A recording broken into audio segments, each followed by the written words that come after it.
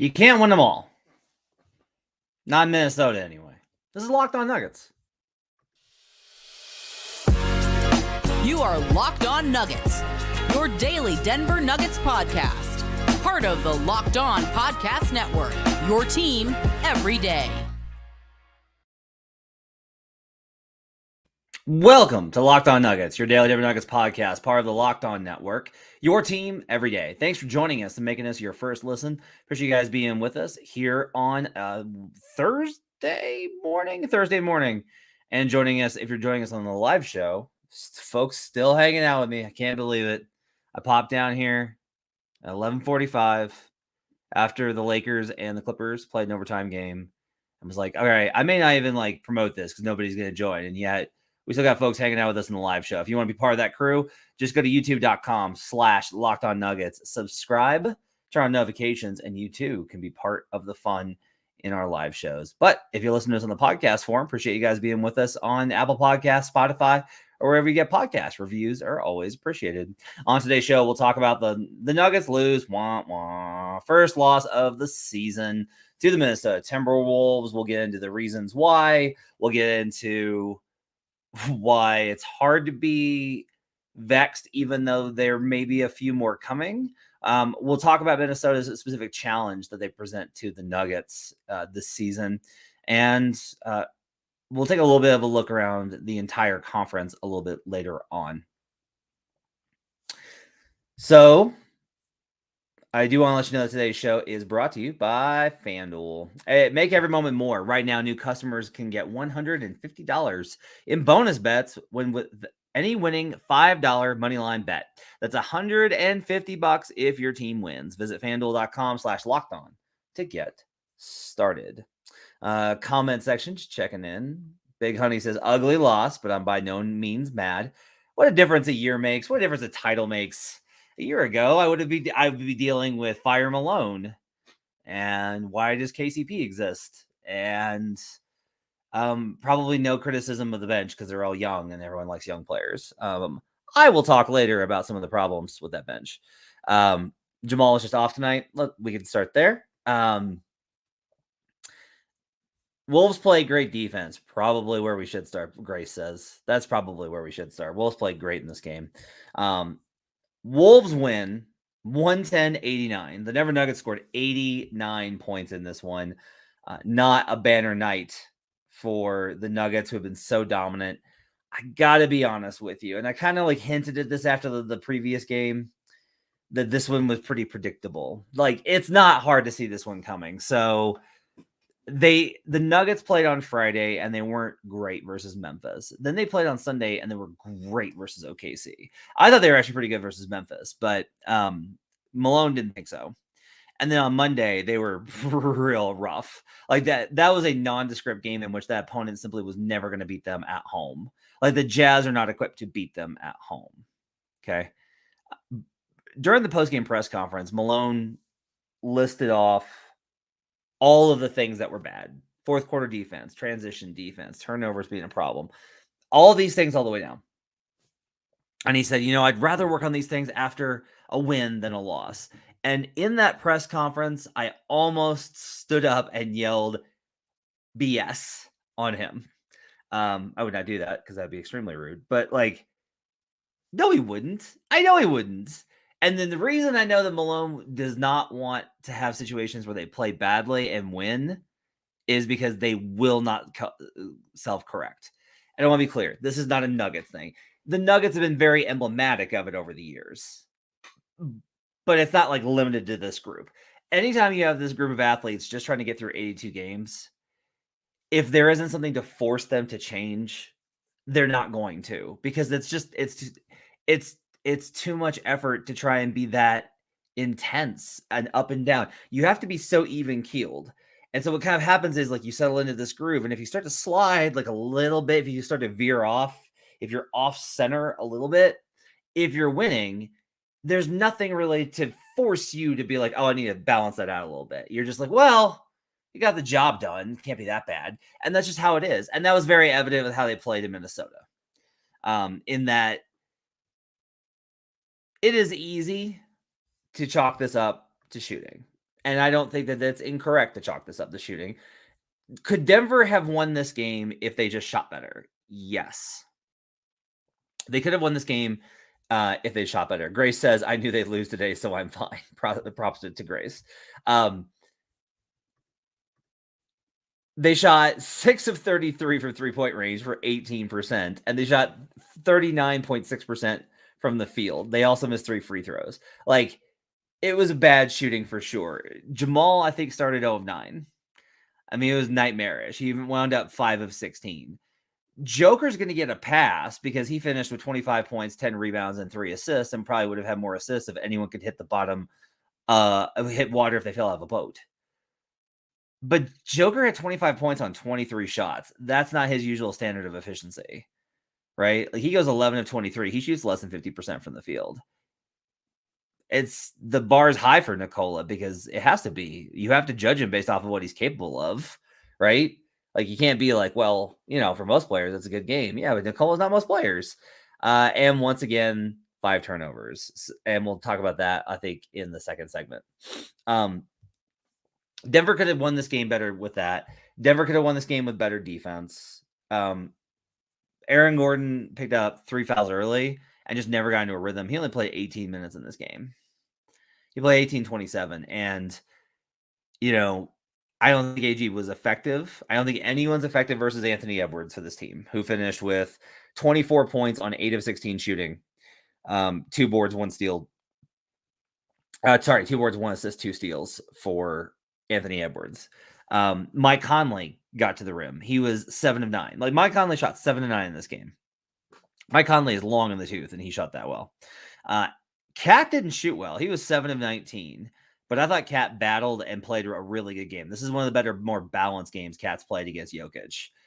Did not overcommit, did not overplay him, did not pick up stupid fouls, wasn't sloppy with the ball, only 1 turnover. Like, Cat was plus 22 in this game. And some of that's because he absolutely destroyed some of the second unit players. We'll talk about those guys a little bit later.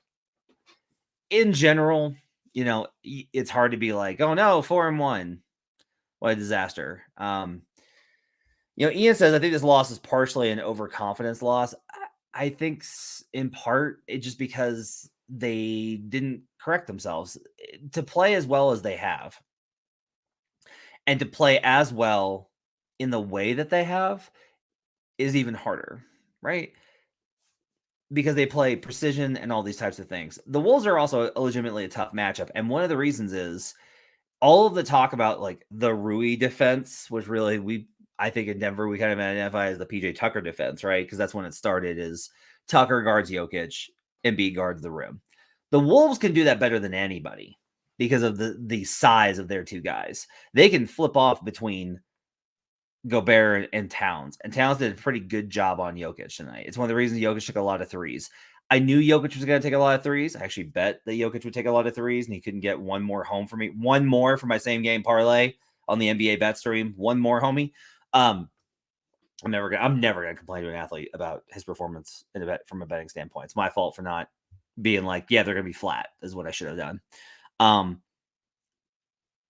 They played back a little bit, and Jokic tried to open him up from the perimeter, but they take away the passing lanes. The Nuggets don't get easy stuff.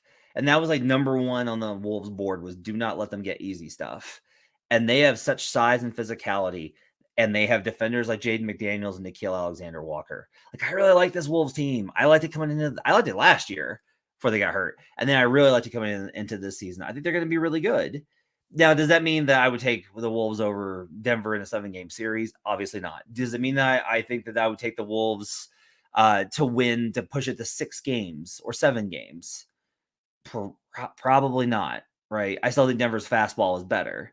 But they are a legitimate tough matchup for them, and Denver has admitted that. Like, Bruce Brown's talked about that, and the rest of the Nuggets would say the same thing if you got them on True Serum. They would absolutely. On the other side, I want to talk about the turnovers because it is getting to be a little out of hand, and that's kind of a problem. We'll also talk about where Jamal's at, and a little bit on MPJ as well. We'll do that on the other side on Locked On Nuggets. First, I need to tell you about FanDuel Sportsbook. Scores early this season was FanDuel, America's #1 sportsbook. Right now, new customers get $150 in bonus bets with any winning $5 money line bet. I had the under in tonight's game, and that cashed. So that was nice. That was a really fun bet to have. I also had Naz Reid over points and rebounds because I think the Nuggets legitimately have a second unit issue with rebounding, and they do. They don't crash enough. They get back, but they don't crash at all. They don't pick up offensive rebounds. And I had Anthony Edwards over points and rebounds, and that one didn't hit because he didn't really rebound much because everybody else did for the Minnesota Timberwolves. But you can get $150 if your team wins. If you've been thinking about joining FanDuel, there's no better time to get in on the action. Love the Suns tomorrow night. Teams in their spot where they lost that previous game and then are home and they're favored in both do really well. They win 77% of the time since 2003. This app is so easy to use. There's a wide range of betting options. You can bet spreads, player props, over-unders, and more. Visit FanDuel.com/lockedon and kick off the NFL season. FanDuel, official partner of the NFL. We'll be right back on Locked On Nuggets.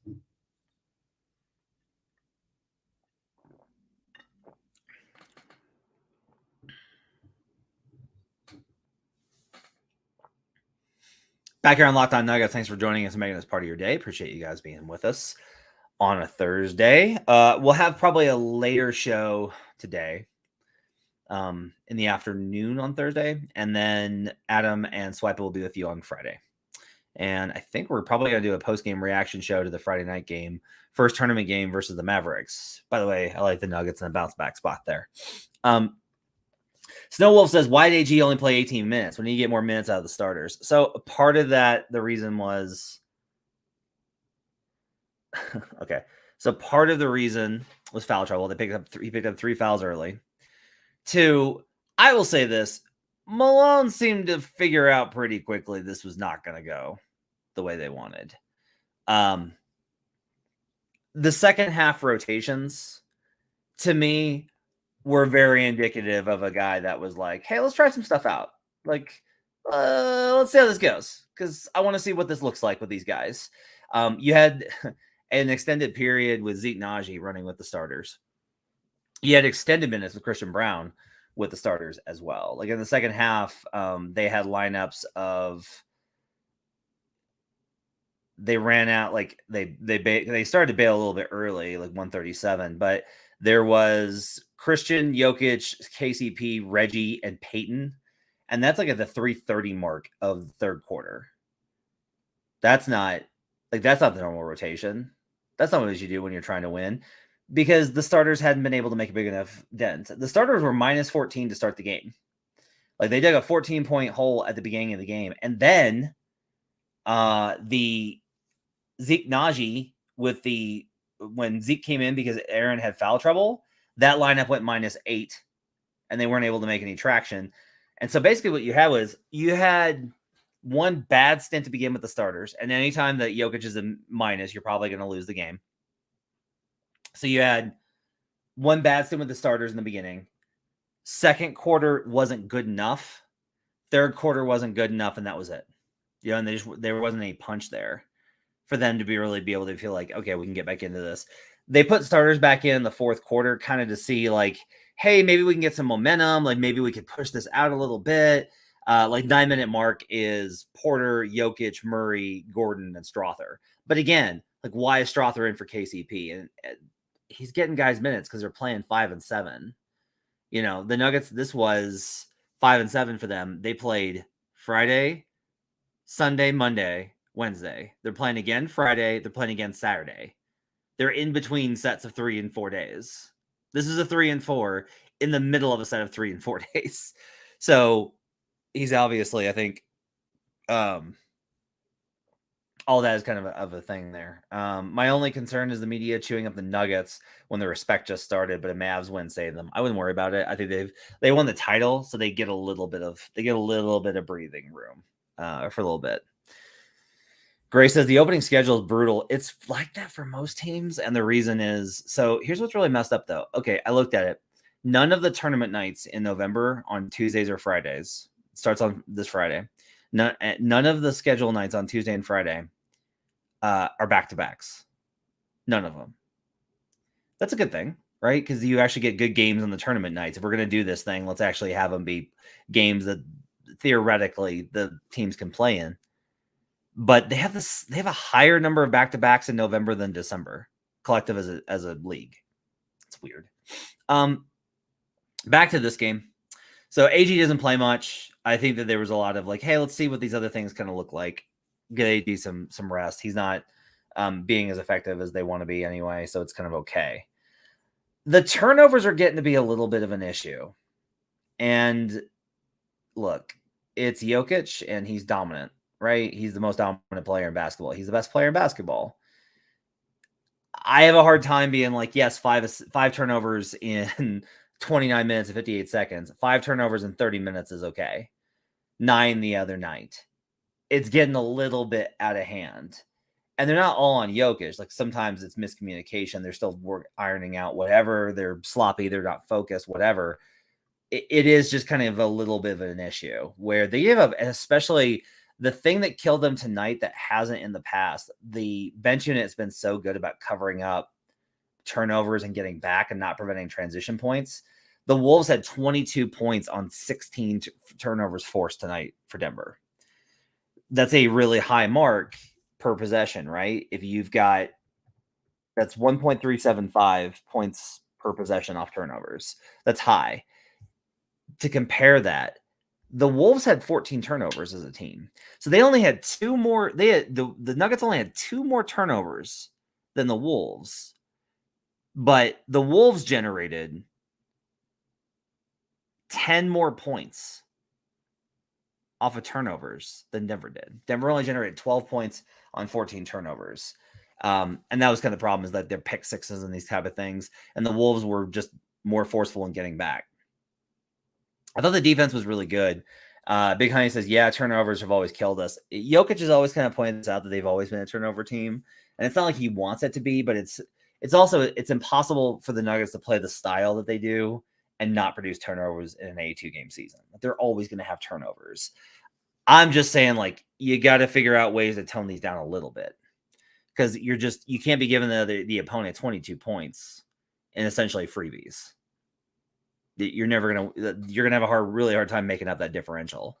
So that's I think part of the equation here too. Reign of Kondak says, didn't the Wolves get a perfect free throw percentage with 27 points? Insane too. Yeah. So that's part of the equation here too, is they shot 26 of 27, which is really high, but they also didn't shoot great from 3. They shot 8 of 21 from 3-point range. Like Towns went 1 of 4. He can shoot better than that. And Ant went 1 of 4. He can shoot better than that from 3. Nuggets were atrocious. Jokic was 1 of 6. MPJ was 0 of 5, back to not being able to hit water, and you can tell that the frustrations are real. He hit like a mid-range turnaround, but didn't really do anything. Did get 5 boards in 25 minutes. So that's a step in the right direction for him. Hard to tell if the rotation is kind of smoothed out with him after the weirdness of Monday. Nobody I thought was all that good. We'll talk about the bench here in a second, because there were some issues I thought with this specific matchup that were created. So, which is why it was a weird time to get different guys burned. Jamal seemed to settle down once he got a free throw to drop. Like, he was missing free throws, which Jamal never does. He's a 90% free throw shooter, and he got one in, and then he went on a little bit of a spurt. So I kind of think we're going to see probably a bounce back game from Jamal on Friday's game. Because he really was that bad to start, and then kind of got it going a little bit. He was 0 of 3 he was 0 of 6 in the first quarter, 0 of 3 in the second quarter. Like, he started 0 of 9 and then was 5 of 7 second half. So I think he probably broke whatever it was that was going on with the shot, and he'll probably settle down and play better on Friday's game. I have a feeling that they're probably not circling. I think they will bring a requisite amount of attention to detail and effort and intensity. And in large part, I got to tell you guys, the sense I get is that they want to kind of repeat last year's model, which is destroy everyone at home, beat the bad teams on the road. That gets you to 50 plus pretty easy. Now, I'm not saying they gave up on this game. The Wolves took it. The Wolves outplayed them. You know, they've never wanted to win, and the Wolves outplayed them. They played great tonight. That's a very tough defensive team. They got some real contributions from their guys. But I do think the Denver's intensity level is you're always going to have different games that you're focused on in the regular season. And I do kind of expect them to have better focus on Friday, especially now after they lost. Like, to be honest with you, I would probably lean towards Mavericks if they won this game. If Denver had won this game, I'd lean towards Mavericks because they wouldn't have learned their lesson probably, right? Unless they like came out and played like they did in the OKC game, but it's hard on the road. So, Dragoon says it's not like they were wild passes, just not taking care of the ball. It's true. They're having some problems, I will say, with communicating to Joker when doubles are coming. Teams are throwing different ones at him, and it's causing some interceptions that probably need to get cleaned up in terms of offensive communication, which is rare. But Joker's usually able to figure out, like, sense those on his own, and he's had a hard time kind of picking them up. Again, I don't think that Joker was the reason they lost tonight. He was the best player offensively. He just was. I think the turnovers are a problem. I think defense was not good enough. And they didn't shoot very well. But they were sloppy, as Dragoon says. Like, they were sloppy in this game. And they were sloppy in Monday's game. They were very sharp in Sunday's game. So, look, they messed around and found out, right? And now they've got real reason to course correct in the day off between now and Friday's 2-game set between the Dallas Mavericks in the first tournament game and Saturday night's back-to-back versus the Bulls. And then they have a day off, and then they play again on Monday because the schedule is freaking brutal. On the other side, I want to talk about the bench a little bit and just some of the stuff that probably we can chill a little bit out on. We'll talk about that on the other side on Locked On Nuggets. Final segment here on Locked On Nuggets. Thanks for joining us late night on a Thursday. Hope you guys are having a great week. We'll be with you for 2 more episodes during this week, and then we'll probably hit you with a post-game episode after Friday's game versus the Mavericks. And then Adam and I will recap the 2-game set on Sunday on World's Finest. So let's talk about this. There were sequences where, for whatever reason, and I got to go back and I got to do film work on it to understand what the mechanisms were. Christian Brown, Peyton Watson, Zeke Naji, Julian Strother all got switched onto Karl Anthony Towns, and he was beasting them for free throws. And that's a bad matchup. So whether it was like wanting to test drive those matchups or a miscommunication, that's definitely something I think to clean up. Zeke played in that power forward spot, and there was kind of like talk of Zeke having a breakout game. I thought he was much better in some of the other games. He was 4 of 9 tonight for 9 points, like 9 points on 9 shots for Zeke. He had a 3. He had 2 offensive rebounds. That's good again. Had 5 boards total in 17 minutes. That's really good. Like 9 and 5 for Zeke in 17 minutes is pretty impressive. He probably would have racked up more had it not been such a blowout that Malone went to his deep bench with Braxton Key and Jalen Pickett, etc. Hunter Tyson got minutes. I will say this: I did not like the minutes with Zeke at 4 next to Joker. And I don't know whether that's just this matchup. It might just be this one where it's like, I don't want to see Zeke, Jokic versus Towns, Gobert. The physicality was a bit much for them. And in particular, I think that this team is a real kind of rough matchup for Zeke because Naz Reid is a beast too. Like, these guys are just all really physical dudes. For all the complaints about Gobert and all the complaints about Towns, those 2 guys and Naz Reid have real muscle to them. Those are big dudes. And I thought that Najee got a little bit overwhelmed by that. I understand wanting to see it with AG in foul trouble. Just like, hey, let's see what this looks like. If AG needs a game off, can Zeke fill in at 4? And I'm not sure he can. Ian also says Peyton Watson also struggled against Nas. Totally agree. Nas took him and was like really physical with him. And this is one of the problems with that bench is I think they'll do well versus teams that are sloppy where they can force turnovers and versus teams that are slow. But the Wolves aren't slow necessarily. They're methodical, but that's different. the Wolves are one of the few teams that can really match Denver's physicality and size. And in particular, without Jeff Green and Bruce Brown, the Nuggets are not as physical on the bench as they were last year. They're more athletic, right? Like Peyton Watson can make plays, Jeff can't anymore. And Peyton's had a great start to the season. But both Zeke and Peyton, I think, are going to struggle with some of these really physical dudes that have that old man strength, or just man strength in Naz's case. And that, I think, was pretty evident in this one tonight.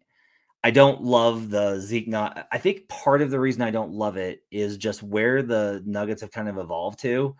Zeke stands out a little bit at the 4 spot because he doesn't bring hyper athleticism and great cutting.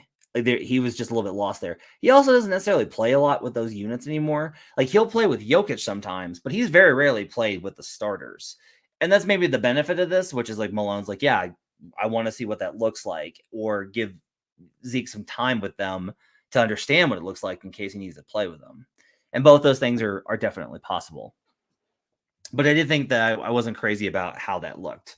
I think in general, I don't think the bench was great in this one. They weren't terrible. They were better than the starters, right? Like Zeke's a -6, whereas, KCP's a -20 in this one in 26 minutes. It was just a rough night for the starters, and they're going to lose most games like that. But I did think it was notable to me that Julian Strother kind of got a little bit more run. He had one particularly egregious shot. The last shot that he took, which was like from 35 feet out, was a pretty bad one, where the Nuggets were trying to get some sort of momentum back, and he basically put up an early shot clock 35-footer.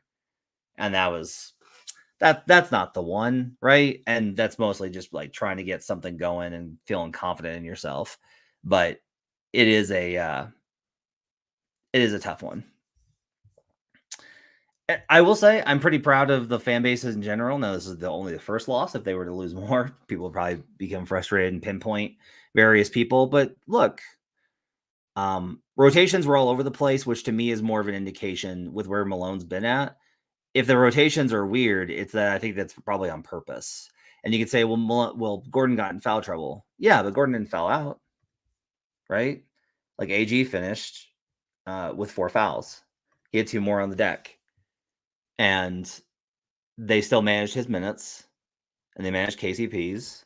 None of the starters played more than 29 minutes. That was Jokic. Jokic played almost 30. I will say that he's getting pretty deep in the clock already on Jokic. That's one thing. On the back-to-back, he was playing he played pretty heavy minutes. And in this one, he gets to 30 minutes even without garbage time.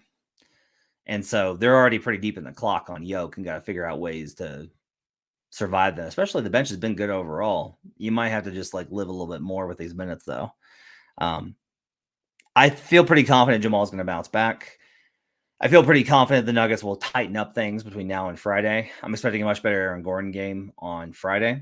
And yeah, had to lose sometime. And I will also say this, you don't want to be the defending champion that gets off to this huge, huge start. Like, again, Denver's always at its best when it's under the radar. Let everyone talk about the Clippers or the Suns or whoever else is hot. The Mavericks right now are the it team, right? They're undefeated. Think about that. The Nuggets have more losses than the Mavericks heading into the game on Friday. So we'll see what they look like, how that happens. And we'll see where they go from there. Okay. We'll be back later on Thursday with a big picture look at the Nuggets as well as around the league. Friday, you got Adam and Swipa handling their business. And then we'll be back with you with the post game for Friday's show, Friday's game. Hope you guys have yourselves a great week. We'll see you guys again next time on Locked On Nuggets.